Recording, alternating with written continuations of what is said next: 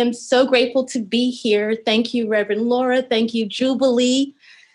I'm here in Los Angeles, and yes, as she stated, I have been in your holy space before. Years ago, I attended with my dear Uncle Alan Brailsford and his lovely wife, Lynn, my aunt. And as you know, Alan made his transition about a year ago, and it just seems so fitting that I would be here today because he and Lynn have always embodied for me love.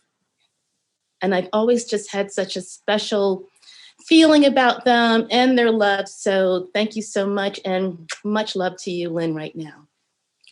So Reverend Laura mentioned my book, Sacred Landscapes of the Soul. You should know that one of the pieces is called Go Directly to Jubilee. So here I am. It's about celebrating. It's about being present with God, with love in the here and now. So this morning, I'm called to speak on love, to speak on love. So happy Valentine's Day. To be rooted and grounded in love is to be in a state of constant remembering. We remember who we are. We remember whose we are. We remember why we were here on this giant mass called planet Earth that's spinning through the cosmos. We remember that we are sons and daughters of the Most High. We remember that we cannot be separate from this love. We remember that we are this love, that we are the physical manifestations of this love, that we are this love made resplendent and dazzling, that we are this love made visible. We dance this love, we sing this love. And yes, if the Spirit moves us, we may even sing silly love songs. So this is when we are at our most delirious in love, our most crazy in love. We love for the sake of loving. We love for love's sake. We love just because we are made from love and can't help but love. Now, this is not to say we never forget.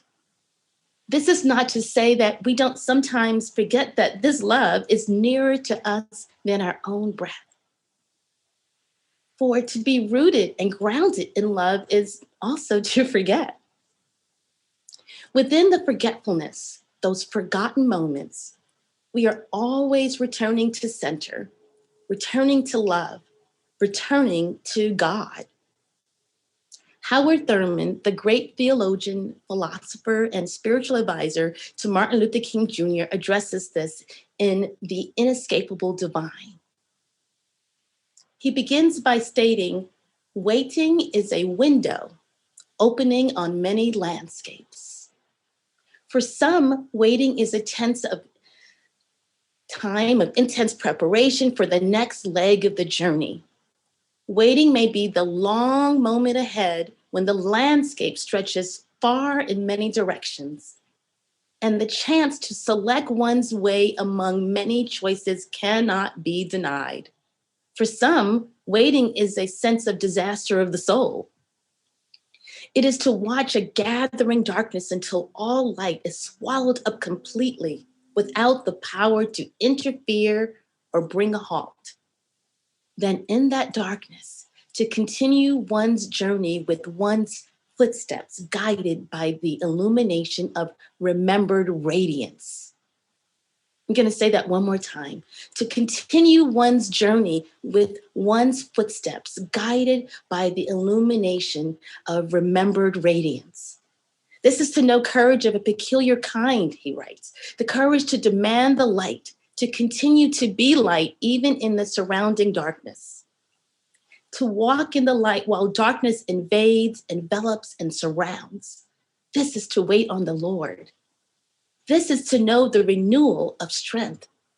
This is to walk and not faint. Even when we forget, Herman suggests, we can lean into remembered radiance. We remember those times when we were guided and since God was present, when love was palpable, tangible. Or as Tennyson, the romantic poet, articulated so elegantly, closer is he than breathing and nearer than hands and feet. In such moments, we are encouraged. God's love keeps lifting us higher and higher. But what happens in those seeming eternal moments in between the forgetting and the remembering, those moments in between the gap, how are we to behave? How are we to be? So just last week, I have to confess, I forgot. I forgot. It's the kind of forgetfulness that seems to follow me sometimes, especially as of late. And it's so funny because last week began in a most dynamic way. On Sunday, I live streamed, or as we are fond of saying at my spiritual center, Agape, I love streamed the service. As you know, and as Reverend Laura noted, agape means the love of man for God, a God for man, unconditional love.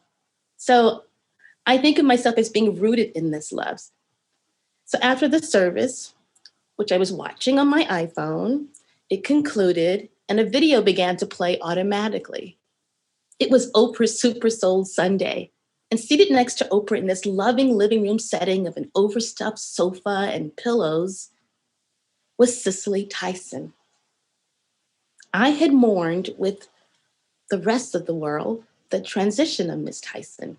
She was the embodiment of grace and spiritual authority and self-love. That's how I viewed her. This was so evident to me, especially when I had the occasion to meet her years ago during the dedication of the Dr. Martin Luther King Memorial in Washington, D.C. There she was in all of her regal authority, spiritual authority. So I've always been a huge fan. And so during this interview, which was taped, I later learned in 2012, it had never been seen before, the two women talked, guess what? About love. Right away, Oprah said she wasn't trying to ask her about romance or about her marriage to Miles Davis. She wanted to know about real love and how she defined love. Miss Tyson paused and she asked, what is love? There are so many different definitions bandied about, and I don't know if any of us know.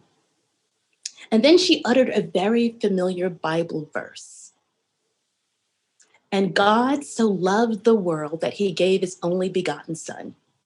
And she leaned in and she said, that's as close as I get to it.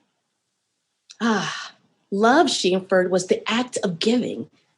To be rooted and grounded in love is to want to give. It's to give of ourselves. It's to give unconditionally. Oprah then asked her, do you get close to knowing what and feeling what love is through nature or through church? Do you know that God is love? And so Miss Tyson kind of hemmed and hawed a little bit and she thought about it and she said, well, I don't know if I put it in that context. You know, when you put it in that context, she said, it does take God out of the realm of being human. I know that at times, she said, we experience certain emotions in our being that we attribute to love. But is that love? She then continued, when I feel the closeness of a desire to give of myself to another human being, is that what it is? I don't know. I am constantly questioning myself about it. What is it? What it is? So as I was listening to this exchange, which I had seemingly stumbled upon by accident, though of course we know there are no accidents in God, my heart felt so encouraged. I was so inspired. It was as if I was eavesdropping in on the most tender of conversations, a heart-to-heart between two wise souls. And I relished the idea that at the age of 90, Cicely Tyson was still in an inquiry as to the definition of love. She was still questioning and wondering and pondering. She was embodying a beginner's mind. To be grounded and anchored in love is to feel secure enough, confident enough to ask questions, to not feel as if you have to have all of the answers. So this was such a wonderful way to begin last week. I felt elated and grateful. And then Monday. Even now, I'm not really sure why, what the source was, but I could just feel this weight descend upon me slowly.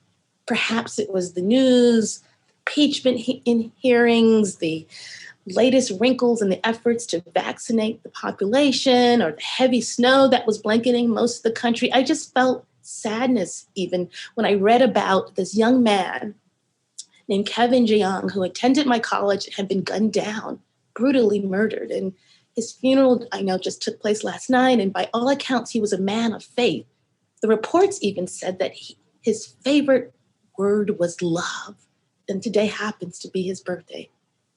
All I know is that I could feel something. The world, in the words of Wordsworth, seemed too much with me. They were too much with me.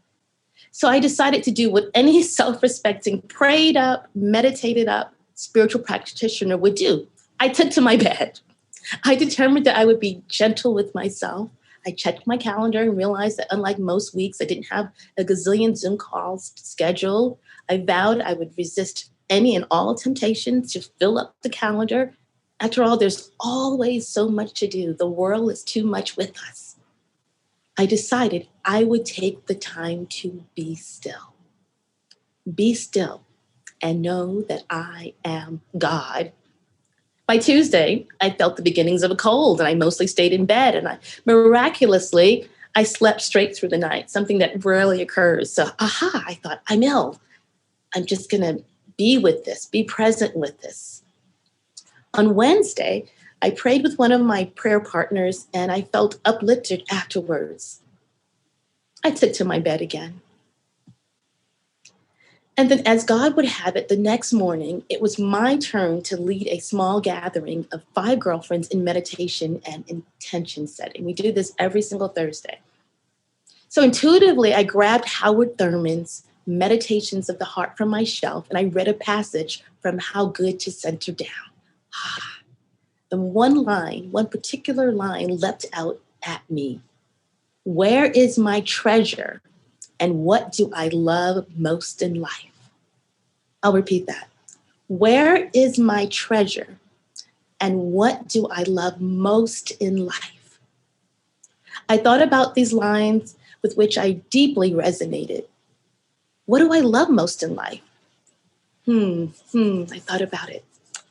I love the aha moments when the light bulb goes off, when I feel I get it.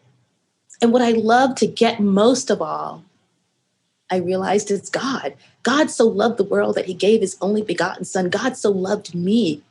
God's love keeps lifting me higher and higher. I kept hearing that. When we feel connected to presence, when we can not only see the light at the end of the tunnel, but realize that the light is in the tunnel, those are the moments I treasure. I mean, how can it not be so? Closer than our hands and feet, closer than our breath, God is everywhere. God's love keeps lifting me higher and higher. I also love those moments when we move from aha to ta-da. That is after the eureka moment, a moment of realization when we think, I get it. I get it.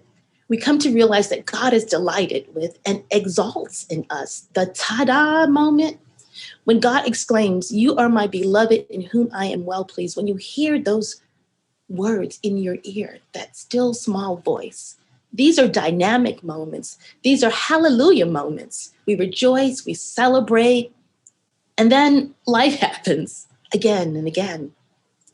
We may forget, and we are seemingly right back where we started. But this I know is only an illusion, because we have at our beck and call numerous tools. When we are prayed up, when we meditate, when we remember all the reasons we have to be grateful, when we read the scriptures and our favorite inspirational authors, I'm also really fond of Hafez and Rumi, the gap becomes less of a chasm we have to hurdle and more like a puddle that we have to skip over. For to be rooted and grounded in love is to soar. We allow God's love to anchor us and to lift us up. It becomes a feat of aerodynamism. We are grounded and rooted and anchored, and still, as Maya Angelou stated, we rise, and still we rise. One of my favorite passages from the Bible is Isaiah, the 4th chapter, 31st verse. I'm sure many of you know it. But they that wait upon the Lord shall renew their strength. They shall mount up with wings as eagles. They shall run and not be weary, and they shall walk and not faint. We walk and not faint. We come back to center. We remember who and whose we are, and still we rise. So to be rooted and grounded in love is to see God everywhere. To be rooted and grounded in love is to be in God, in theos, in enthusiasm.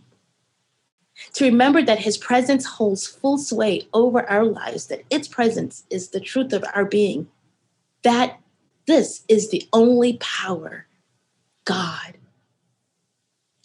God's love keeps lifting me higher and higher. God's love keeps lifting me higher and higher. God's love keeps lifting me higher and higher. And so it is. Thank you.